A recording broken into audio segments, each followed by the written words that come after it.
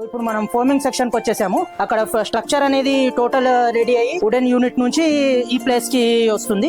ఇక్కడ మనం foaming section అనేది కంప్లీట్ చేస్తాం.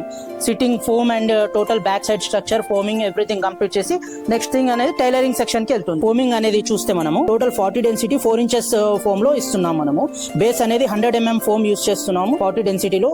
దానిపైన మనకు 50 mm లో సూపర్ సాఫ్ట్ ఫోమ్ యూస్ చేస్తున్నాం. చూడండి రబ్బరైజ్డ్ సూపర్ సాఫ్ట్ ఫోమ్ ఇది. అండ్ దీనిపైన మనం ఎక్స్ట్రా ఒక 1/2 ఇంచ్ అనేది టాపింగ్ ఇస్తున్నాము. ఈ కంపోజిషన్ బెనిఫిట్ ఏంటంటే మనకు డ్యూరబిలిటీ అనేది పెరుగుతుంది సోఫాలో. మనకు సీట్ లో ఈ high density HR foam use చేయడం వల్ల 40 డెన్సిటీ సీట్ అనేది మనకు పంప్ అవ్వకుండా మనకు లాంగ్ లైఫ్ అనేది ఉంటుంది. ఈ టాప్ 50 mm వల్ల మనకు సాఫ్ట్నెస్ అనేది పెరుగుతుంది. ఇది చూడొచ్చు మీరు, సాఫ్ట్నెస్ అనేది మనం ఫీల్ అవ్వచ్చు సోఫాలో. టోటల్ ఫ్యాబ్రిక్ ప్యాకింగ్ లో ఇదంతా మీరు డీటెయిలింగ్ గా చూడలేరు.